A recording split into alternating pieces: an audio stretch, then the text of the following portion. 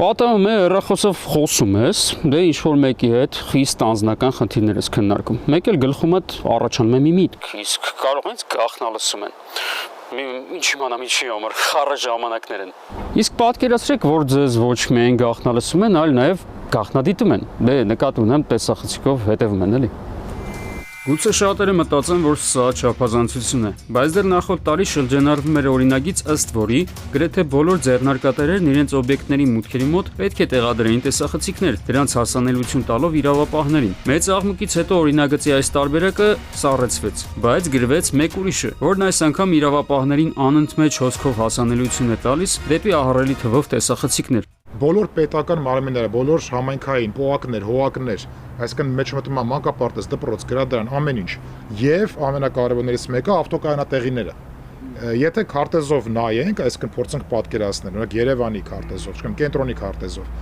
փաստացի գրեթե ազատ տարածք, որտեղ գոնե մի տեսախցիկի առաջ մարդ չի հայտնվում, չկա։ Շատ քիչ է։ Եթե մարդը չի արել կամ չի պլանավորում կատարել որևէ հանցանք, ինչու պետք է անհանգստանա այս օրենքի կիրառությունից։ Տեխնիկական այս հնարավորության շնորհիվ պիտի որ բացահայտվեն բազմաթիվ ծանր հանցագործություններ։ Բռնի հանցագործություն անողը ծպտված է անում կամ անում է մի այլ վայրում, որտեղ տեսախցիկ չկա, լավ պլանավորում է դա։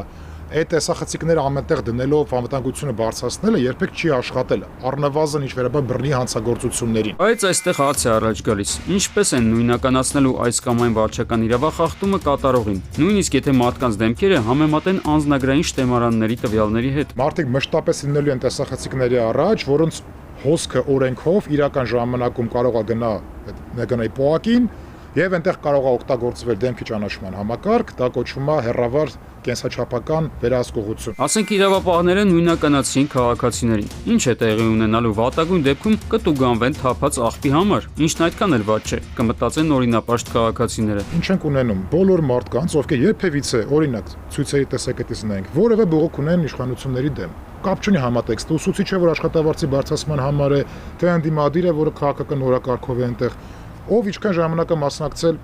բողոքի ցույցերին, ում հետ է մասնակցել այնտեղ, երբ որ պետք կլինի արդեն իրաց թիրախավել, շատ հեշտ կլինի բնականաբար նույնականացնելը։ Սա անհանգստացնում է հատկապես այն համատեքստում, երբ իշխանական ներկայացուցիչները քաղաքացիների նույնականացումը ժամանակին աթեն կիրառել են բաժիչ նպատակներով։ Օրինակ ցույցերի մասնակիցներին 25-օրյա հավաքների մասին ծանուցել են իշխանական падգամավորների սպառնալից հայտարարություններից հետո։ Մի падգամավոր ասում էր, որ դա արել են եւ հիմա պատրաստում են նոր անել, պատերազմի ժամանակ այդ մեկօրյա պատերազմի ժամանակ բողոքի ցույցի դուրս եկած մարդկանց։ Փաստացի իրանք խոստովանում են, որ պատիժ օգտագործում են նրանց նկատմամբ, ովքեր օգտվում են խաղաղ հավաքների հենց իրավունքից իշխանությունը քննադատելով։ Հիմա դրան իրանց տվեք այս գործիքը դեմքի ճանաչման։ Մոտակա մի 5-10 տարվա վարժական հավաքների կոնտինգենտ, ինչպես իրենք են ասում, արդեն կպատրաստ կլինի։ Վերջին շրջանում քննչական եւ իրավապահ մարմինները մեկ այլ տեխնիկական միջոցի օգնությանն են հաճախ դիմում։ Հարցը գաղտնալսումների մասին է։ Civilnet-ի բացման պատասխանից պարզ է դարձել, որ այս տարվա միայն առաջին կիսամյակում դատարանները 600 նման թույլտվություն են տվել։ Կարելի է ենթադրել, որ տարվա ընթացքում 1000-ից ավելի գաղտնալսման թույլտվություններ են տրվել։ Ինքը չի ներառում այն թիվը,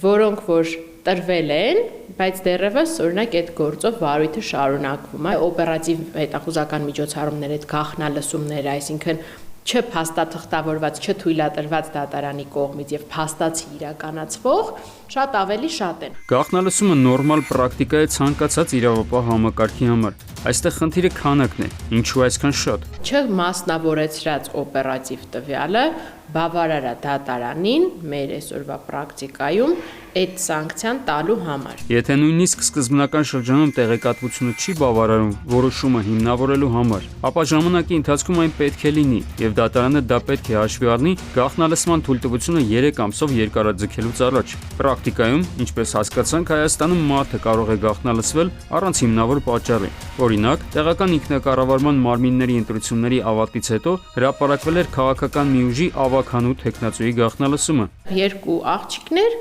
զրուցում էին մոտավորապես հետևյալ բովանդակությամբ, որ քաղաքական ուժի տեխնացուն հնարավորություն կունենա լուծելու այն մյուս զրուցակցի բարի համույթի տարազների հարցը։ Գաղտնալսվող երիտասարդ աղջիկը երբեք չէր զբաղվել քաղաքականությամբ, չուներ քրեական անցյալ եւ չկային այլ պատճառներ իրավապահների թիրախում հայտնվելու համար։ Հենց ամեն ինչը գալիս է էլի հավաստելու մեր այդ մտավախությունը, որ փաստացի լսում են բոլորին։ Դա մեր ենթադրությունն է, որովհետեւ այլ ողջամիտ բացատրություն, թե ինչի պետքա հազիվ անցողիկ շեմը հաղթահարած քաղաքական ուժի 47-րդ համարին գաղտնալսեին, մենք չունենք։ Այս վերջին ենթադրության համար Տաթևիկ Սողոյանն ունի հիմքեր։ Հարցը զարմանալի համընկնումներն են, որոնք ֆիքսվել են դատական գործերին կցված փաստաթղթերում։ Ոնց որ կա միջնորդություն, որ քննիչը խնդրում է եւ որոշում, որը իբրամ անհապաղ ենք ասում, եւ դատարանի որոշում։ Ամսաթվեր կան միջնորդության վրայի ձեռագիր գրած 20-ը, լրիվ նույն ձեռագիրը, ինչը որ դատարանի վրա։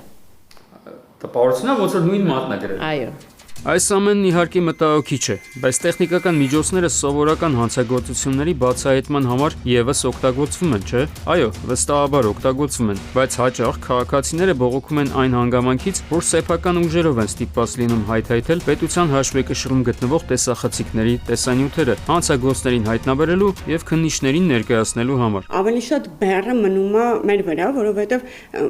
ես չեմ հիշում դեպք, որ օրինակ, չգիտեմ, որևէ այդպիսի ինչ որ մանկապարտեզի տեսախցիկ վերցրած լինեն եւ օրինակ դրա բակում կայանված մեքենայից կատարված գողության փաստով փորձվի դա բացահայտել կամ պարզվի անձի ինքնությունը։ Նման ապացույցների հայթայթման առնչությամբ կա մի խնդիր։ Խաչմերուկների տեսագրությունները պահպանվում են 2 օր։ Կարմիր գծերի հատվածներում տեղադրված տեսախցիկներինը 2 շաբաթ։ Դիմեցի նաեւ Parking City-ին, քանի որ ինքը քաղաքապետարանի վերահսկողության ներքո գտնվող կառույց է, որովհետեւ նաեւ այդ տեսաձայնագրությունը հնարավորություն տա քննչական մարմնին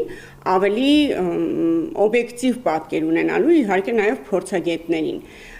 եւ ստացա այդ պատասխանները, որ